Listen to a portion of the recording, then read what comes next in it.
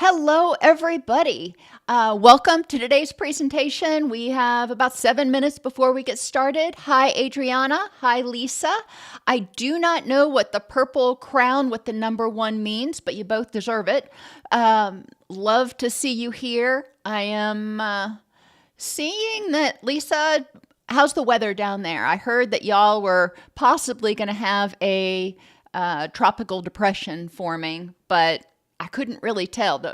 The what radar seemed to be a little bit contradictory to what they were saying, but I hope you're not. Hello, Crystal. Welcome. Okay, I've got to figure out what these purple crowns mean and the blue crowns, number 1s, number 3s. Janine, you are not number 3. You are number 1 in my book. Hello, Iverson.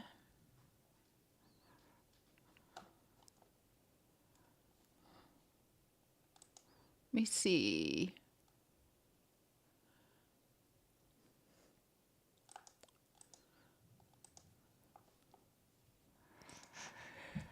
I hate it when YouTube rolls out features and they don't tell people ahead of time what they actually mean. But hello, Brandon. Good to see you. Hi, Laura.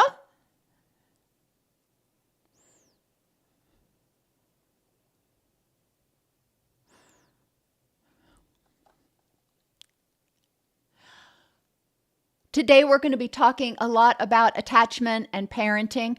Adriana, can you try to do a Google search and see what that purple number 1 and number 3 means? Doesn't make any sense to me, but I don't like ranking people like that.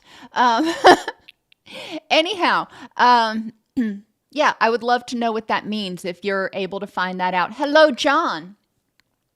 What questions do you have about, and I know we've talked a lot about secure attachment, so we're putting a little bit of a different spin on it today, providing more of a framework to make it happen. Good morning, Alyssa. How is it out there in Alaska? I had a colleague who just got back from a cruise in Alaska, and she said, everything they tell you about Alaska, it's true and more. So apparently it's just breathtaking out there. I keep hoping that I'll be able to get a teaching gig out there, come out to do a conference or something at some point so I can see Alaska. Let's see. Hello, John. Hello, Jacqueline, Shad, Lana, Dawit. Good to see you. Iverson from Virginia.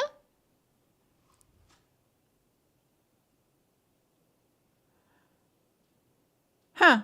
I'm not sure why it's saying that, Lisa. That would be something you'd want to reach out to support about, because how long you're in the class, we don't set that. So that's interesting. Well, I'm glad it's sunny and blue skies where you're at. It is a torrential downpour here, but we needed the rain, so I'm actually not complaining. As long as we don't lose power, I will be thrilled.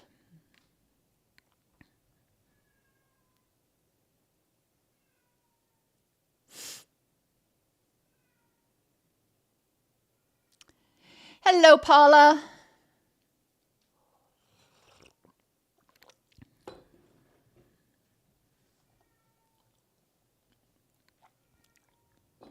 Again, if you have any questions about, last week we talked about complaining, procrastination, and disobedience, and today we're moving on to secure attachment. Maybe I should have done those in the opposite order, but whatever. What's done is done.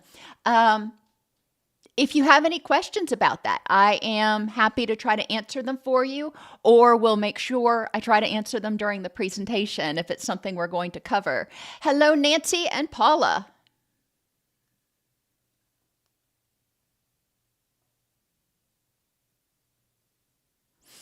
That's interesting, Alyssa. I'll have to look at the settings on that. We shouldn't have a 5-minute setting, but we may have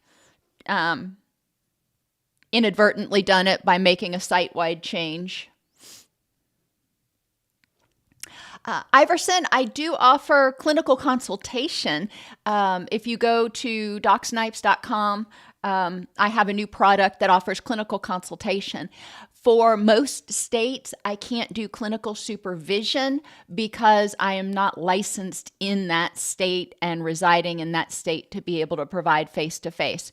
But yes, I am available for consultation.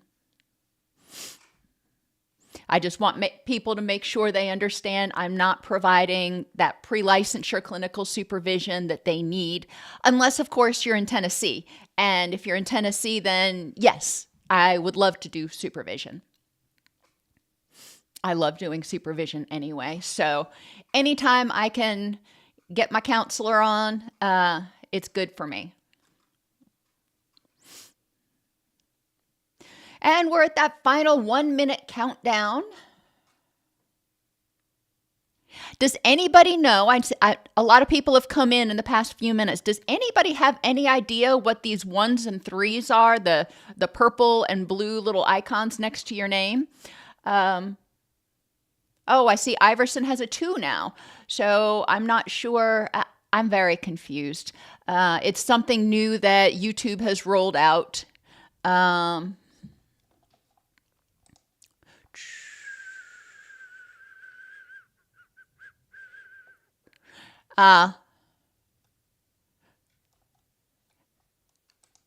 I guess the little 1s and 2s have something to do with how active you are in chat. It's not something I intentionally turned on. It's just something YouTube has rolled out. So I guess it's trying to make you compete with each other. I don't know.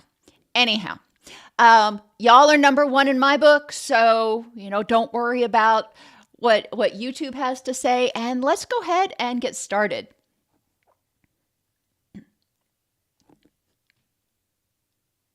I'd like to welcome everybody to today's presentation on developing secure attachment with good orderly direction. I'm your host, Dr. Elise Snipes. Today we're going to review or define, depending on how long you've been watching this channel, secure attachment and the impact of it on mental and physical health. Then we'll define good orderly direction and how it promotes secure attachment, and explore blocks to parenting with good orderly direction and strategies to improve.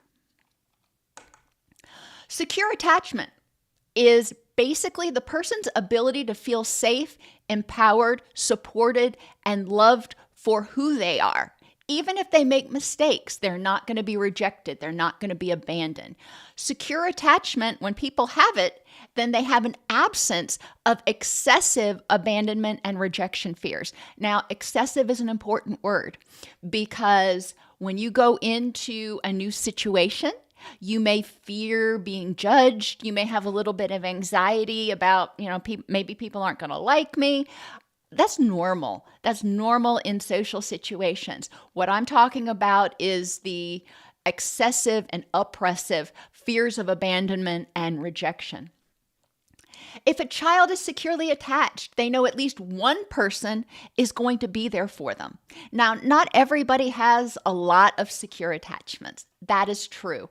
But you have, ideally, will have a few. They know that they are less hypervigilant to signs of rejection or abandonment from others. If you know that somebody loves you, if you know you've got a safe space to go back to, if you know that you've got that support system, then what other people think isn't nearly as important. If you are constantly afraid that you're going to be abandoned by your support system, if you're insecurely attached, then you're going to be constantly looking for somebody else to fill that gap just in case they go away. And ideally, find someone who is a secure attachment. But when you have a secure attachment, you don't go looking for more most of the time. You start developing healthy relationships, but it's not like you're desperate to seek out another secure attachment. When a child's securely attached, they learn to love, support, and empower themselves in the same way that the parent or caregiver supported, loved, and empowered them. Children learn what they live. And I'm going to say this a bunch today. And if the child learns, hey, I am lovable even if I screw up, great. If the child learns how to identify their emotions and manage them by watching their caregiver, by assistance from their caregiver, great. Children learn what they live. Secure attachment is characterized by the mnemonic CARES, consistent responses and presence from the caregiver. That doesn't mean you have to be around all the time. It means you need to be consistently there. In the evening, pay attention to what's going on with the kid, not be sometimes paying attention and other times completely checked out, either on your mobile device or drunk or whatever else. That's not helpful. The child needs to know that when I need caregiver, I can connect with caregiver somehow or caregiver surrogate. Attention, and I could say proactive attention here, because when we respond to a child, which we're going to get down to in a minute, that lets them know that they're safe and that their caregiver is going to help keep them safe. But when we give them proactive attention, when we say, what would you like to do? I want to spend time with you, not because something's going wrong, not because I need something, but because I enjoy spending time with you.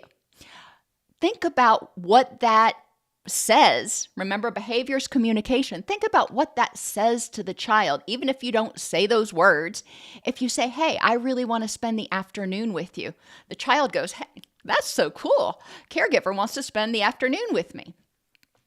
And that helps them start to feel confident in themselves, which as they progress to initiative versus guilt and industry versus inferiority, and then into independence, in Erickson's developmental stages, they're going to remember that. It's like, okay, this person wanted to spend time with me, so maybe other people do.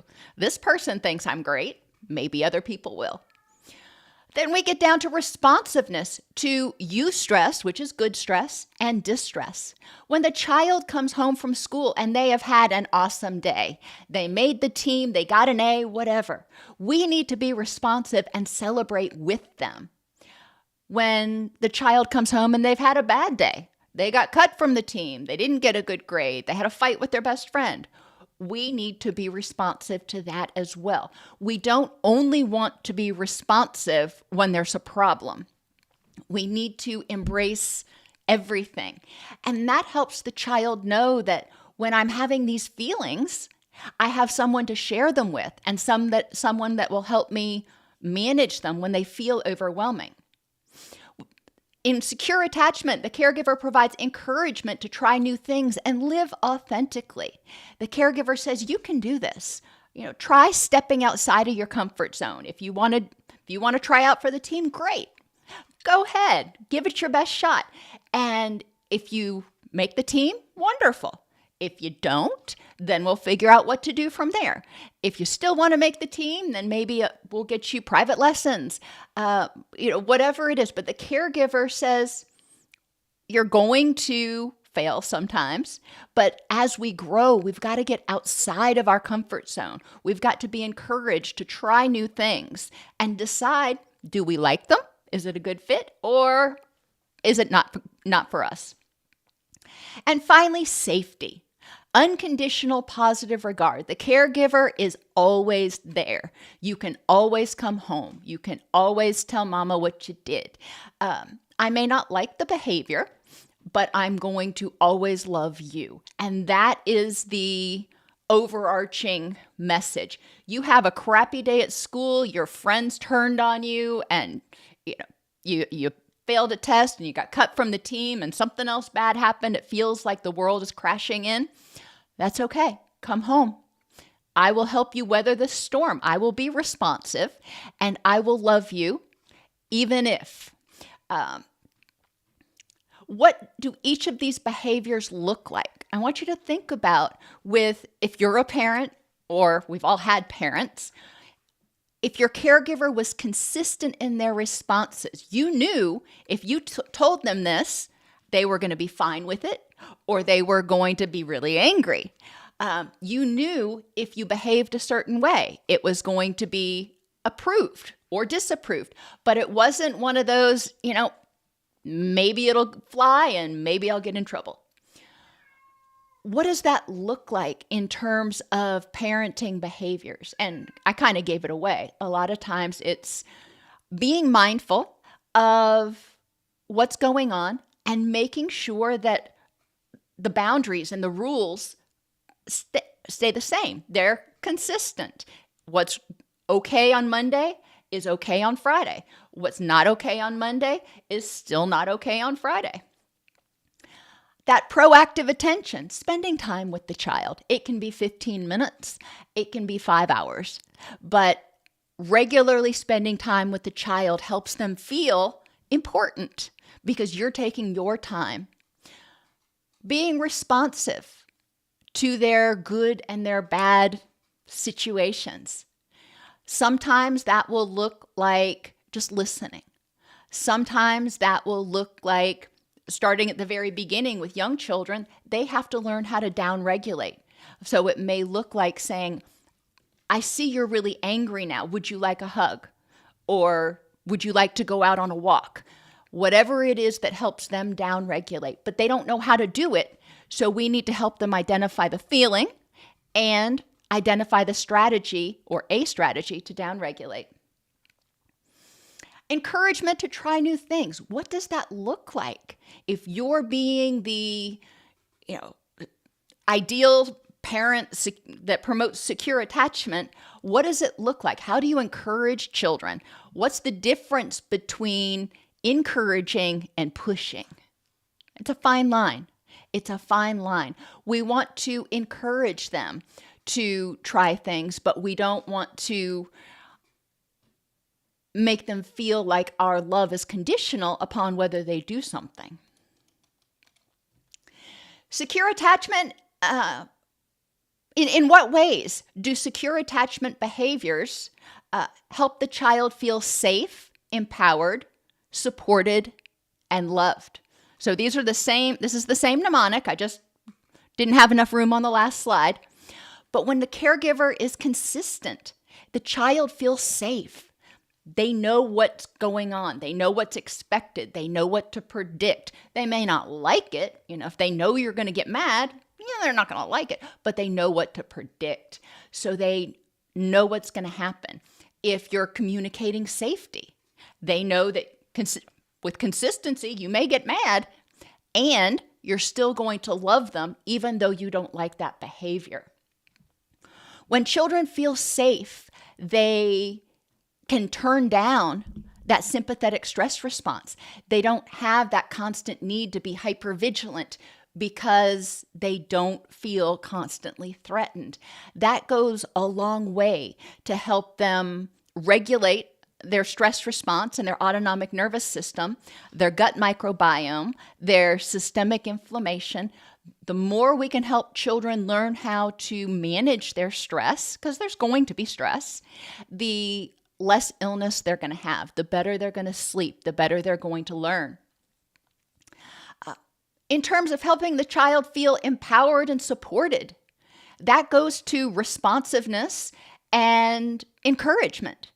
When the child feels completely overwhelmed with grief or anger, we're not just going to let them sit out there and flap in the breeze. We are going to support them. We are going to help them identify the feeling, downregulate, explore what triggered it and what the options are, and then we're going to encourage them to choose the best course of action.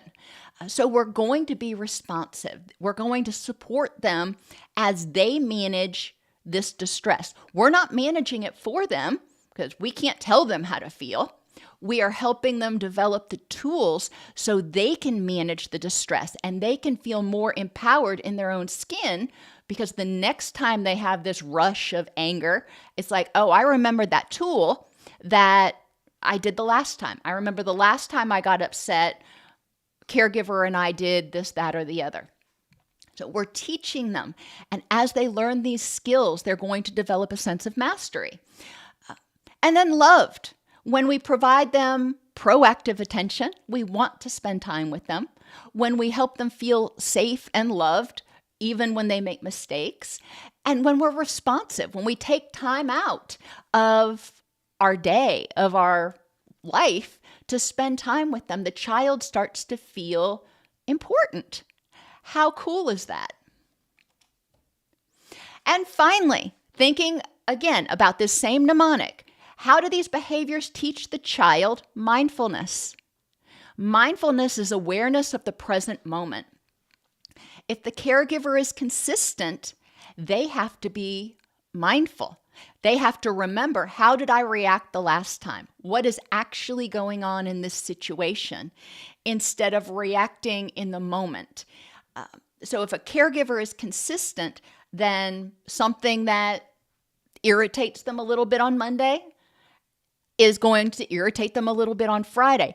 Even if they have had a horrible day on Friday, they're going to be consistent in their response. They're going to separate their feelings and their stuff from their response to the child.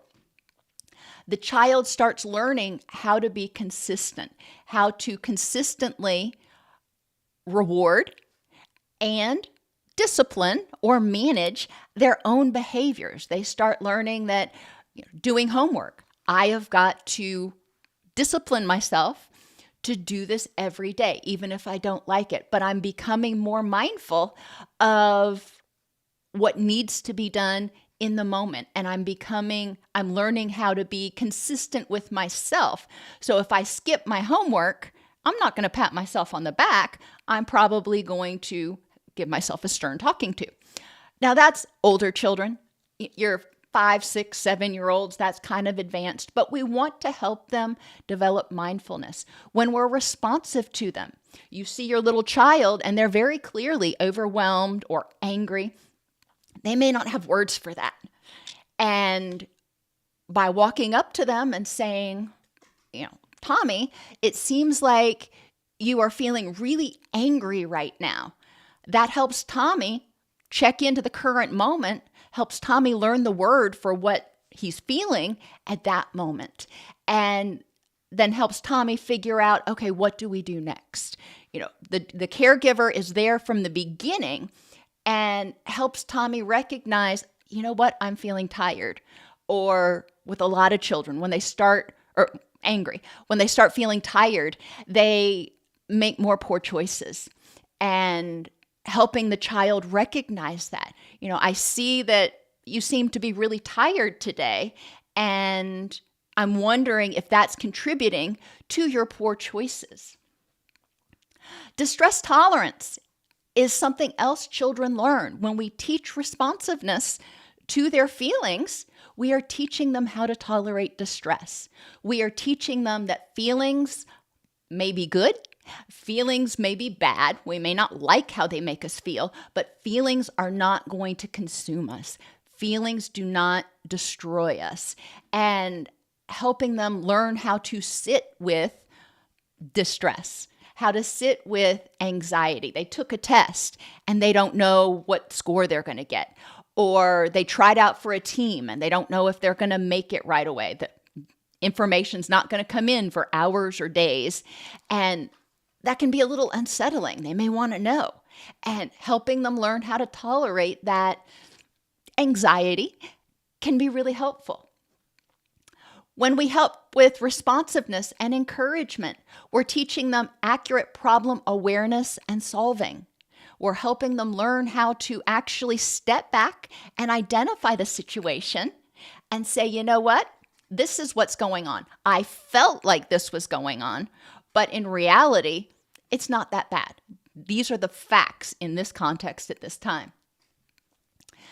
It helps them develop self-esteem. When they know what to expect, they know how to behave. They know what is going to have rewards and what's going to have consequences. When they have proactive, positive attention, helps them feel good about themselves.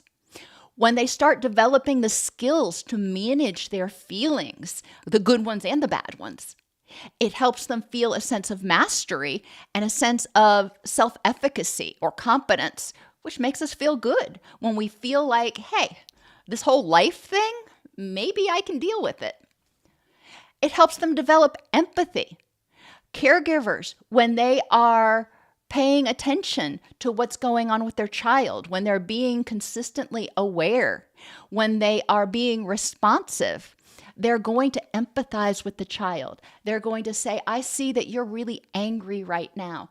And, I would be angry too. The child is learning how to empathize with others and how to respect boundaries. Empathy doesn't mean you have the same feeling necessarily. Empathy means you can understand what the other person's going through. And so when a caregiver says, I can see that you're really upset and I can see why you'd be upset over this. Oh, wow. The child's like, really? You get it?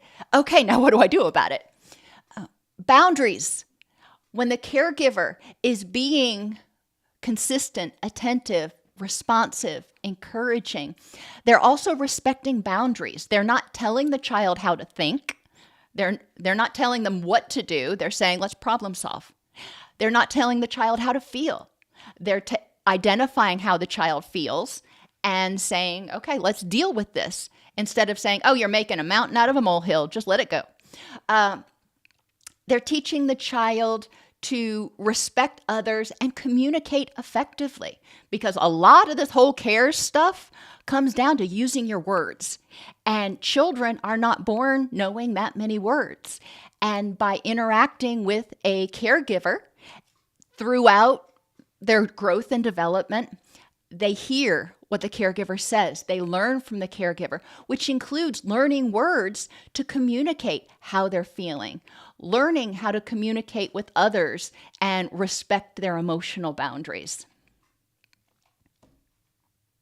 In terms of positively impacting mental and physical health, well, mindfulness, when you're aware of how you feel and what your needs are in the moment, you can better meet them. If you're not paying attention, if you're on autopilot all the time, then stuff gets away from you. Before you know it, you're burned out, or you're sick, or you're in pain. So mindfulness helps us identify how we're doing. If we're doing great, wonderful. If we're feeling stressed in some way, when we're mindful, we're aware of that. And we can take steps to mitigate that so it doesn't get worse. Imagine that. Distress tolerance helps people maintain a balance between their sympathetic nervous system, their stress response, and their parasympathetic nervous system, or their relaxation response. When people experience distress and they downregulate, they're turning on that relaxation response. They're telling their amygdala and their brain, hey, this is unpleasant right now, but there's no major threat. And we'll figure this out. So the stress response goes down. You're no longer in fight or flight. You're in problem-solving mode. And that is a huge tool.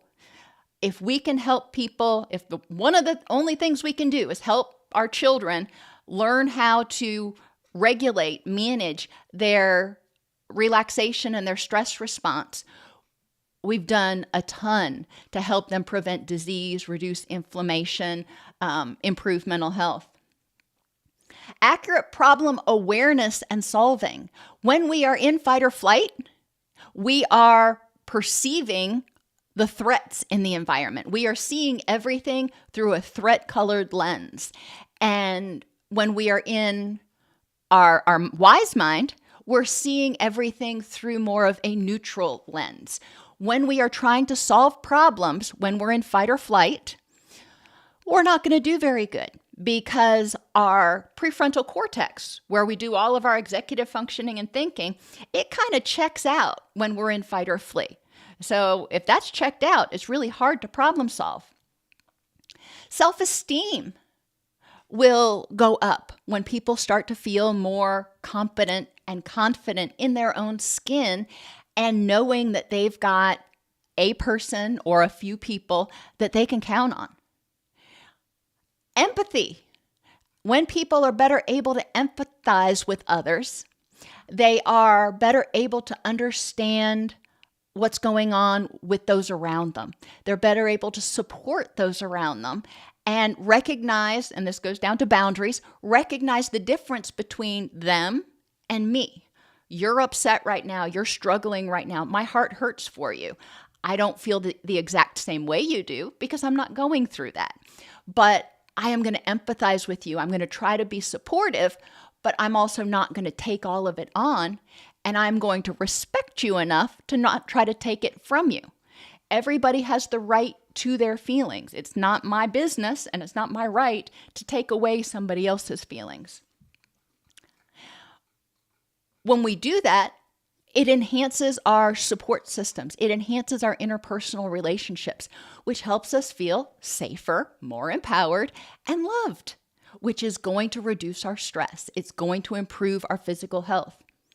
And when we can effectively communicate to ourselves as well as others what our needs are, when we can effectively and authentically communicate, again, we're better able to get our needs met, to know what our needs are and get our needs met, which, again, goes a long way to reducing stress, improving health, and improving mental health. So let's move over to good orderly direction. Good orderly direction is something we talk about a lot in recovery circles, but ultimately it's a framework. It's a framework that can help us make good choices and implement behaviors that are important to us.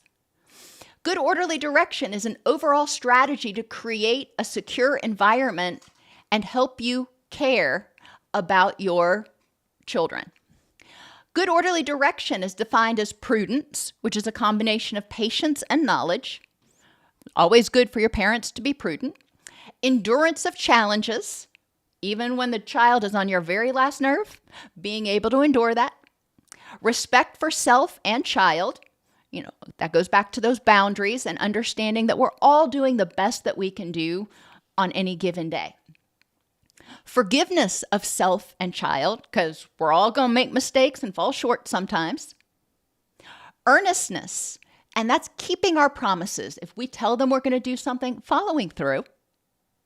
Truthfulness with self and child, being truthful and authentic about your feelings, about what's going on. And then selflessness with the child. And what I mean by selflessness is assisting the child in a way that supports and empowers them without, this part's important, without negatively impacting your mental or physical health. Selflessness can be taken too far, where you give until it hurts and you actually start enabling the child or doing things for them that they could do for themselves. As I mentioned earlier, children learn what they live. So let's think about prudence. Remember, this is a combination of patience and knowledge. Patience means taking a minute before, instead of being on autopilot and instantly reacting to what's going on, it means taking a minute, taking a breath, figuring out what is actually going on based on the facts in this context at this time. And that's where the knowledge comes in. We react. When something happens, we react emotionally. So patience says, let's downregulate, let's get out of our emotional mind and get the facts about what's going on. A lot of parents find that they have difficulty being patient and acquiring knowledge because they're overwhelmed. You have two kids at home and they get into a fight over something and they come at you with, Johnny did this to me and Sally did this to me, and, they're just bickering back and forth. And the caregiver can feel overwhelmed and be like, well, both of you just be quiet and go to your separate rooms. All right, that may be a timeout. I don't know. But ultimately, when the caregiver reacted, they didn't stop and get the children to stop as well, assess the situation, and get the facts about what actually happened. Okay, Tommy, you tell me your side. Sally, you tell me your side. Mental or physical illness, being on autopilot or causing you to be on autopilot or mindlessness. When we're in pain, when we're exhausted, when we're depressed, when we're anxious, when we are fill in the blank. Sometimes we can be so overwhelmed or so caught up in our own stuff that we don't even really think about what's going on. We just react with this knee-jerk reaction. When this happens, I'm going to yell. When this happens, I'm going to send them to their rooms. Instead of trying to understand, why did that happen? You get called to the kids' school because they hit another child. Well, your gut reaction is going to be, I'm so angry. Okay, reasonable reaction to have for a lot of reasons. But we also don't know exactly why that happened. Maybe the child was intervening and trying to protect somebody else from a bully and was not actually a primary aggressor. I'm not saying that hitting him was right, but I'm saying we need to get the facts in the situation before we decide how to react so we can be more consistent. If you're telling the child at home, you've got to stand up for people and help them protect themselves from bullies, and then you punish them when they do what they think they were told to do, that's inconsistent. So we need to be consistent. But recognizing for adults, caregivers, being aware of how your status impacts your ability to be mindful, to be prudent. Making assumptions and jumping to conclusions. Tommy is 15 minutes late getting home from his date. He's 15 minutes past curfew. He was being irresponsible. I'm jumping to that conclusion. Maybe Tommy stopped and helped somebody fix a tire, change a tire on their car. We don't know why Tommy's late until he comes in and tells us, yeah, I lost track of time, or I was driving and I came past this older lady who was having difficulty changing her tire and I stopped to help her. Okay, one, I'm going to be frustrated about. There's going to be consequences. The other, I'm going to feel proud about that my child took a minute to help that person change their tire. Now, I might say in the future, it would be respectful if you would text me. If you know you're going to be late, even if it's because you did something really good, just text me so I don't worry. And then lack of effective support and resources. Oh my gosh. Kids are not born with an instruction manual. And when you start going on YouTube and to the library and wherever else, there are 40 different ways to parent. So which way is right? I don't know. All of us have to use our own moral and mental guide, which is where prudence comes in. Our knowledge of what kind of a parent do I want to be? What does that look like?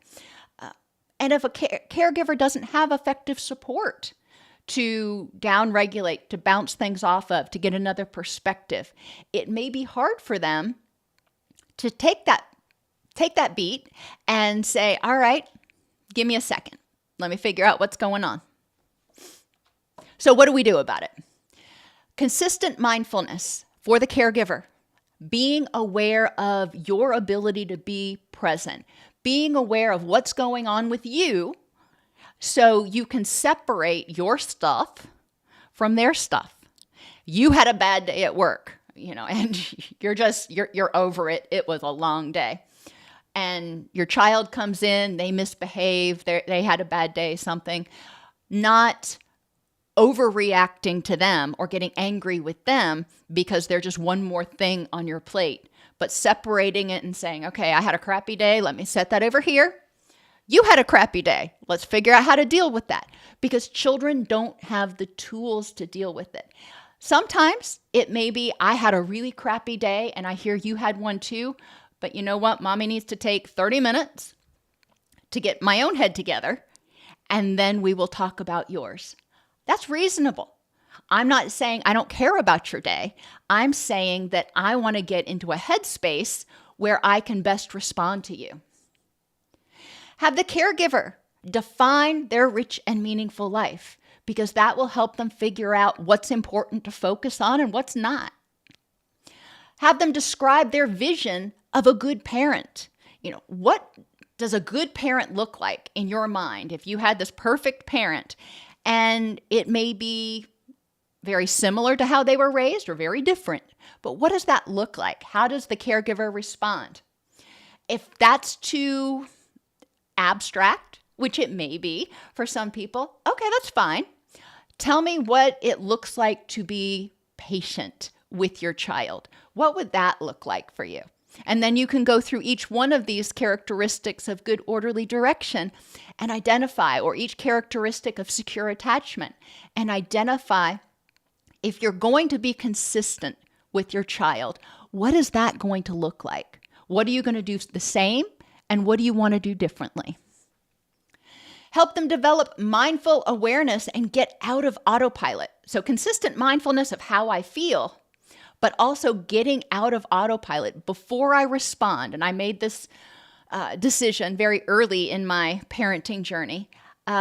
Before I responded to something that was going on with our children, especially something big, I'd take a minute because I didn't want to go with my first reaction, because that's all that was a reaction. It wasn't a well thought out response. So I'd say, okay, let's think about that.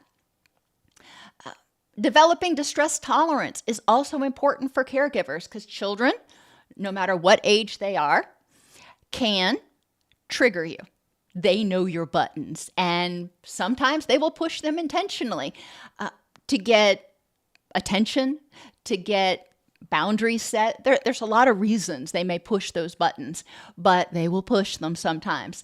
And developing that distress tolerance so you're not acting in your fight or flight, you're not acting in your stress mind or your emotional mind, you're actually able to downregulate and operate from your wise mind. That's huge. That's huge. And knowing, if you're in the grocery store and you're pushing the buggy around and your child is just kind of losing it, knowing where your tolerance is and saying, okay, you know what? I'm about at my threshold. So we're just going to leave and I'll come back and finish the shopping later. Improving the caregiver's own emotional intelligence and emotional quotient. We talked about this mnemonic earlier, but we'll talk about it again. Idea. Identify the feeling and the purpose of this feeling. I feel angry. The purpose of anger is to let me know that there might be a threat. Just like a smoke alarm lets us know there might be a fire. Downregulate. Once I realize how I'm feeling and what that feeling's trying to tell me, I need to downregulate so then I can get the facts, so I can explore what triggered that feeling and possible solutions, the facts in this context at this time, and then make the decision on how I want to respond so I'm acting with purpose. I'm not just randomly trying to make it all go away. Communicate with the child to get the fit cat, to get the facts in this context at this time. Johnny is terribly whiny today and just kind of grating on your nerves. All right, let's see why is Johnny complaining and whiny? Communicate with the child. Identify, it seems like you're doing a lot of complaining today or you're being very whiny. Can you tell me what's going on? Are you not feeling well? Are you tired? Young children may not know why they're whiny. Heck, adults may not know why they're whiny, but helping them try to brainstorm and figure out, why am I being more difficult today? Identify useful resources to consult regarding child behavior and parenting issues. There will be some books, some people, some resources that you agree with and that support your style or your belief in parenting. Wonderful. Seek that out so you've got resources. I had a couple of friends that I would call when something would happen. One of them was a nurse. I remember something happened with my son one time. And I'll share. It'll make some of you laugh and some of you just completely grossed out. But we had a dog who was getting older, and I swear he was angry with me. And Sean was still crawling at this point. So he was crawling around behind the dog. The dog dropped a turd. My son picked it up and ate it. I was like, oh my gosh, he's going to die. He's going to die. I called my friend who was the nurse. I'm like, do I need to take him to the emergency room? She's like, no, he may throw up. He may have an upset stomach for a while, but, wash his hands, wash his mouth, and, just learn from it. And I was like, okay, yeah. So yeah, that's one of the grocer stories that I know I've never told you guys. But having that support is essential. Having somebody that can say, take a breath. It's not the end of the world. Worse things have happened. Take a breath and let's move forward. Endurance. Thinking about what parenting behaviors demonstrate a lack of endurance and what the impact is on the child. If a caregiver is angry at the child's neediness or angry at others for making your child feel bad. Ooh, I had that last weekend. My daughter, where she's working right now, it's a very unhealthy environment. And I just so wanted to go down there and tell people, to stop it, to knock it off. And my daughter's 21, almost 22. Obviously, it's not appropriate for mama to go down and start doing that. But I had to endure that while I was listening to it. I was empathizing and doing all those other things, but Mama Bear really wanted to come out. Avoidance. Sometimes when you can't endure it, you just avoid it. I know that they're going to come at me with problems, so I'm just not even going to answer the phone today. Disengagement. I can't deal with the whining, the complaining, the needing, whatever, so I am going to disengage. I am going to lose myself in social media world. Dismissiveness, invalidation, telling the child that they're making a mountain out of a molehill and they just need to deal with it because you can't endure one more thing, or doing it for them.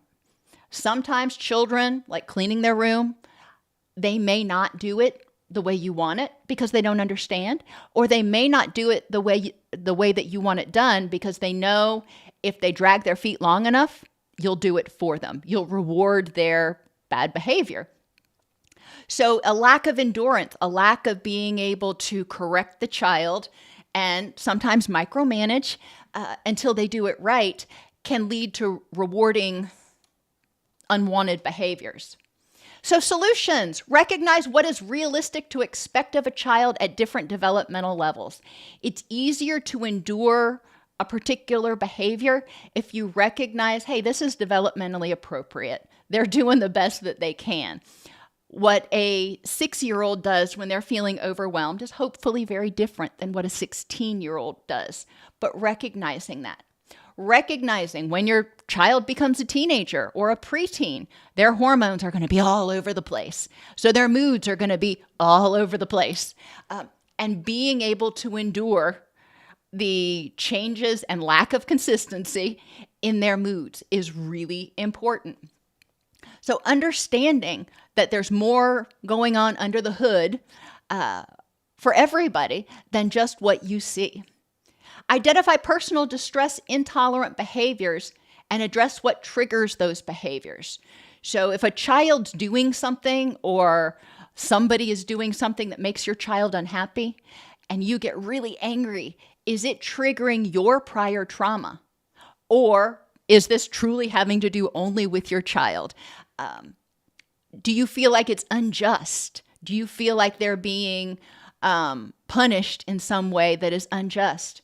Okay, that could be a trigger for you to have difficulty tolerating that distress. And again, does it come from your own sense of powerlessness from the past? Or are you just, trying to protect your kid? I can't answer that. Explore what you learned from your parents' reactions to things.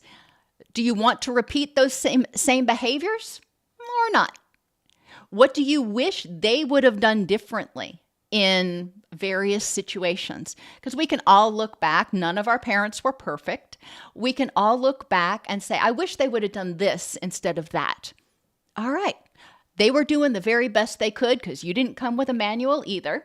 But we can become more aware. We can look at some of these qualities that we're talking about today and say, my parent had that one, and that one, but not those three.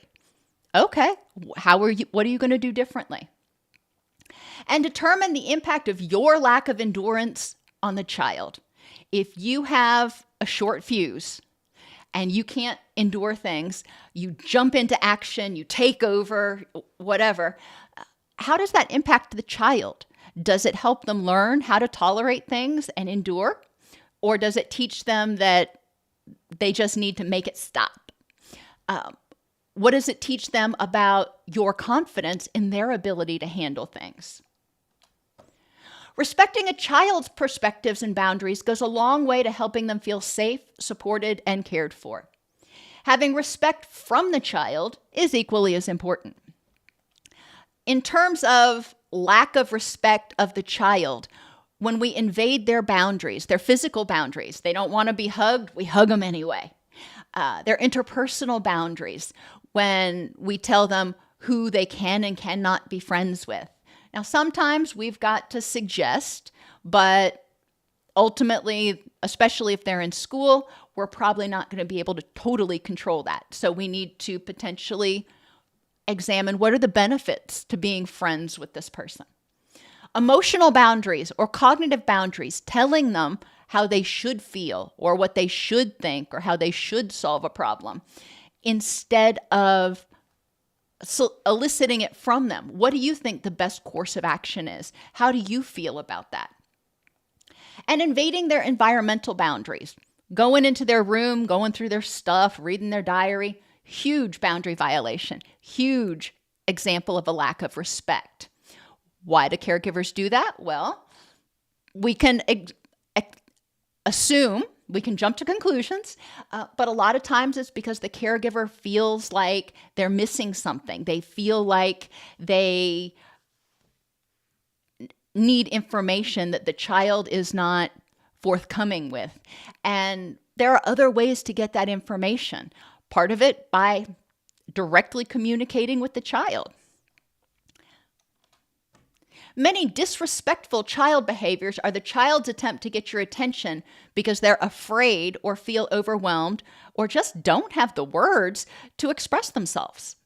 Examples: if they invade your boundaries, they may not know, they may run up and grab onto you in the middle of the store and you're like, don't hold on to me. Don't pull on my skirt so hard. They're invading your boundaries, but that's because they're scared. They are telling you how they feel, and they're telling you you should feel this way. Or it's not okay to be happy because I'm angry. They may be having difficulty. They may not feel like you have validated or understand their anger because you're not angry. And that's a whole discussion to have. When they're back-talking, disobeying, and procrastinating, we talked about that last week. Most of the time, it's not because they don't respect you. It's because something else is going on that they can't identify or articulate. So we need to figure out what is the benefit of this behavior to this child at this point in time. What are they getting by doing this? Solutions for respect. Spend positive, proactive time with the child, which develops self-esteem. Focus when you're providing feedback on identifiable behaviors. Not your room is a mess, but it appears that you forgot to make your bed. Or I see that there's a lot of dust on your bookshelf. Can you please dust that? That is much clearer because if I say your room's still a mess, my son literally would look around and go, no, it's not, because his definition of messy and mine were very different. Don't jump to conclusions about why the behavior occurred or what the child needs. When we jump to conclusions, we're being disrespectful because we're not allowing them to tell us their side of the story. Don't invalidate their feelings. They may say, I hate you. If you turn around and you go, no, you don't. Oh, that just invalidates their feelings. Or if they say, this is the worst thing ever, and you say, oh, just wait till you're in your 20s. You'll change your mind about that. That's invalidating. We want to respect how they feel in the moment because their experiential vault is much smaller than ours is. Own and communicate your feelings. This is a huge respect thing. If I'm having a bad day, children personalize. So if I'm having a bad day and I'm just grumping around, it's not good for anybody, but I recognize that I'm having a bad day. And it's important for me to say, you know what? I had a really rough day at work today, and I'm in a bad mood, or I'm tired. It has nothing to do with you. I just had one of those days. And children have had those days too. But owning it so they know it's not them. Huge. Encourage the child, but support them to move at their own pace. If you think that they would be great at this. My daughter is excellent at art.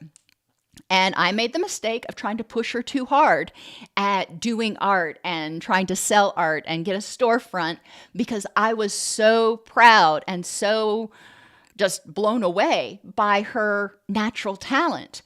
And eventually she just quit doing it. And I'm like, what's going on? And she's like, that was about you, Mom. That wasn't about me. I was like, oh, I'm sorry. And, we had to have a talk, and I had to apologize. I had to take ownership of being pushy I thought I was being encouraging, but I was being overbearing. And she has since learned to just tell me, Ma, back off. And okay, I get it. Another solution, pick your battles. Let the child exert some independence. When my daughter was little and she started dressing herself, I didn't always like the clothing choices she made, but they were fine. She wasn't going to catch pneumonia in the winter, and she wasn't going to sweat to death in the summer. Not my ideal ensemble, but it worked for her. I wasn't going to pick that battle because that was her communicating her independence, communicating her personal tastes. The mnemonic think comes up a lot when we talk about respectful communication. Is what you have to say truthful? That's important. Is it helpful? Is what you're getting ready to say going to help the person? Can you say it in a way that's inspirational? Not, you need to change this, but you would flourish if you did it this way. Is it necessary? And the N is what kicks us often in the butt, because a lot of times it can be truthful, helpful, and inspirational, and we can say it in the kindest way possible, but it's just not necessary. They're doing it their way, and they don't need to know our way.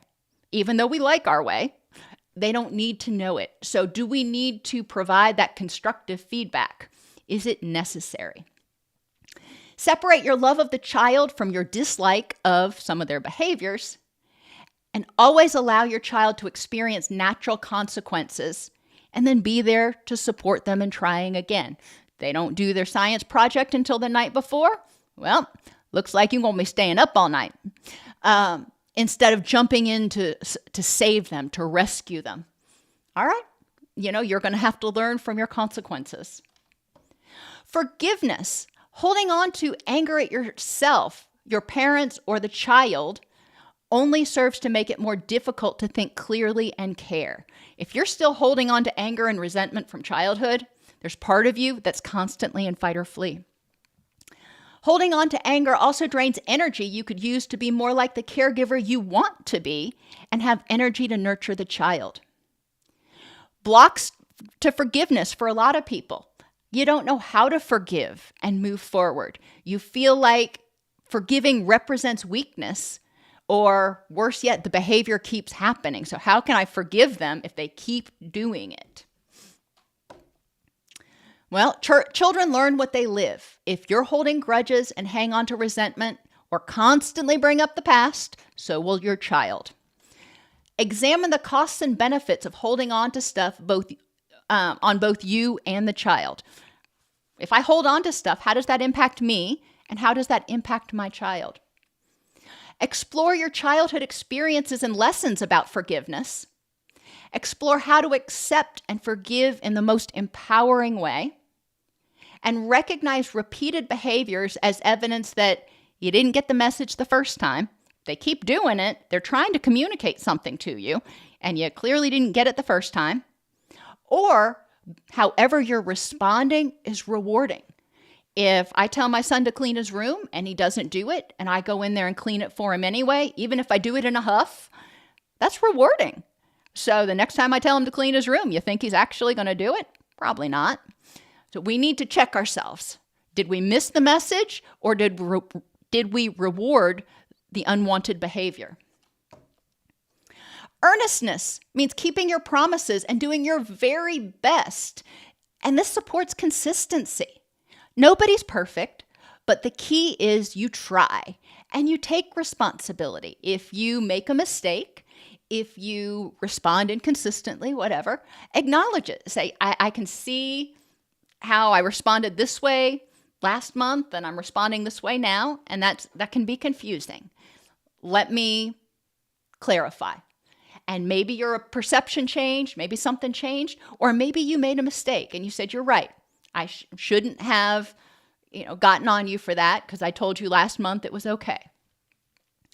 Blocks to being earnest, a lack of self-awareness. If you aren't paying attention to the promises you make, if you're not paying attention to how you're reacting in the moment, you may be breaking those promises and not even realize it. And fear of rejection or being like my father, like my mother, like my whatever. If you admit you did something wrong, if you admit, hey, you're right, I did snap at you and that was unfair. That is me being honest with you and being respectful. I'm earnestly trying to be respectful. But if I admit that I snapped at you, does that mean that I'm like this caregiver that I had that I still remember them biting my head off all the time? So does it separating your behavior from what somebody else did? And when you acknowledge your behavior, figuring out how to prevent it from happening in the future. What can you do to prevent snapping? Strategies: say what you mean and mean what you say. If it's important, write it down and prioritize it. And help the child understand why you can't do something. If you can't fulfill a promise that you made to them, help them understand why. It's not because you don't want to, it's because I can't for this reason.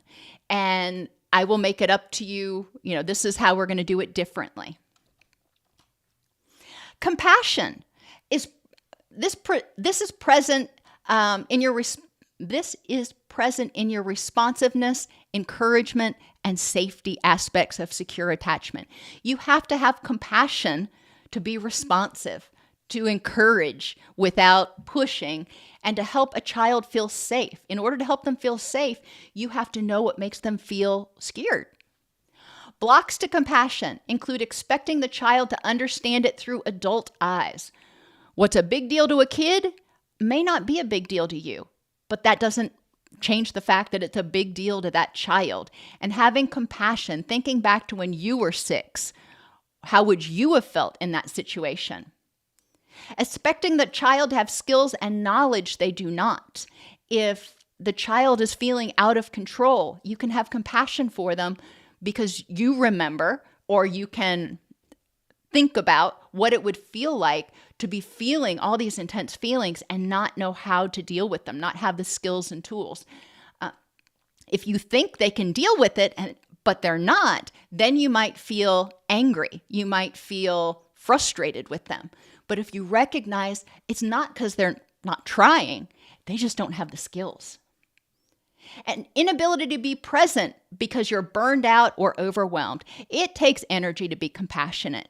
And if you are just over it, if you're exhausted, it's going to be really hard to drum up that compassion because your battery's done. Your battery's dead.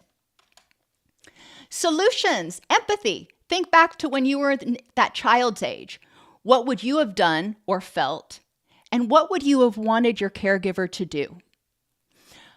Responsiveness means being there to help the child identify what's going on, how they feel, and the purpose of the feeling, downregulate, explore what happened and what their options are, and act with purpose. When we're being compassionate, we are understanding what the child is going through, and we're being responsive. Engage in self-care and maintaining boundaries so you can be present instead of constantly on your very last nerve. Truthfulness. Children don't need detailed, cold, hard truth about everything, but they do need honesty. When a caregiver cares, children are more likely to be honest. When the caregiver's consistent, when the caregiver's responsive and encouraging and safe, a child is more likely to be truthful with you. Even if it's something bad, they know you'll get through it and you won't reject them. Blocks to truthfulness for the caregiver, trying to protect the child from knowing what goes on out there. Thinking that your feeling or situation is not impacting the child. If I'm really stressed about something, the child picks up on it, even if I'm trying to put on a happy face. So letting them know, hey, I've got this thing going on that I'm really stressed about, and I love you, and it's all going to work out fine. I'm just stressed about it right now. That's fine. The child doesn't need to know the nitty-gritty details. Guilt is another block to truthfulness for children. If they feel guilty about what they did and they're afraid of rejection, then they may not want to tell you. We need to let them know it's okay. If you made a bad choice, we'll deal with it. And that goes along with fear of consequences. Solutions, consistent self-awareness of what is going on in your life. How many times has that come up today? And how it's impacting you, caregiver, physically, emotionally, and mentally. Teach the child, by modeling, ideally, mindful authenticity. I'm being mindful. I'm aware of my thoughts, wants, and needs right now, and I'm going to be authentic. If I need something, I'm going to tell you what it is. I'm not going to lie because I don't think you want to hear it. Recognition of what the child needs to know and what they're going to learn elsewhere. Maybe you don't think they need to know it, but they're probably going to learn it either at school or on the internet or both. So sometimes it's better to give them the correct version than to let them go out there and try to figure it out on their own. Process guilt with the child as self-anger that teaches you how to be a better version of you. If you feel guilty, maybe you should. You made a bad choice. But that guilt is a feeling that's supposed to prompt you to figure out how not to do it anymore and how to be a better version of you. That's it. And explore with the child the benefits and drawbacks to avoiding consequences or lying. Because children will want to avoid that. They'll want to avoid punishment, but it takes a lot of energy. And then generally, when you find out they lied, the consequences are even worse. So helping the child really bring that to the forefront of their awareness that, the truth sucks, but lying about it and then getting caught is even worse. And finally, selflessness, helping the other person in a way that does not significantly impair your well-being. Blocks to selflessness, guilt. If you're not always everything to the child. So some people will just keep giving and giving and giving until they're burned out, and then they don't have anything left to give. They can't help the child anymore because they can't help themselves. Resentment at your own insensitive parents for not meeting your needs. It's hard to be selfless and help your child sometimes, for some people. When they look at the child, they're like, well, my parents did this and I was fine. So it may be hard to have compassion. It may be hard to want to go that extra mile. Or an inability to assertively communicate to create a win-win. I'll help you with this, and you will help me with this other thing over here. We're going to make it a mutual thing. Recognize what a lack of selflessness teaches the child. Do you want them to learn that they should give until they're completely burned out?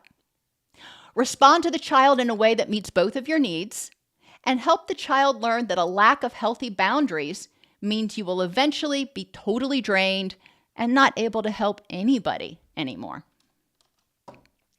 Summary, consider how perfects good orderly direction allows you to be more consistent, attentive, responsive, encouraging, and safe.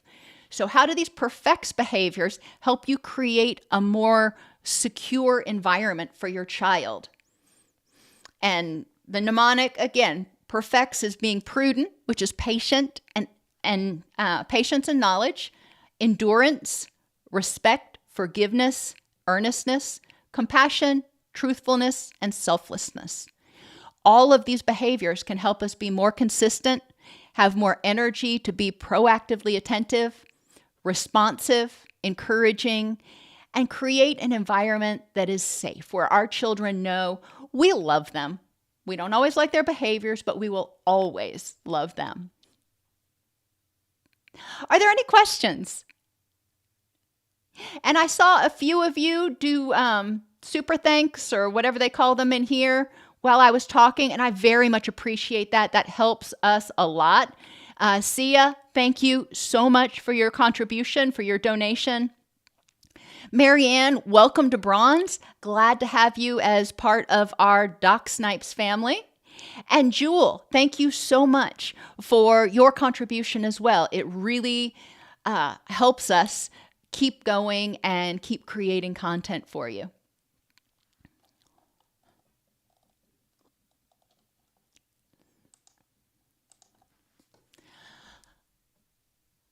Alrighty, I am glad it was helpful for you.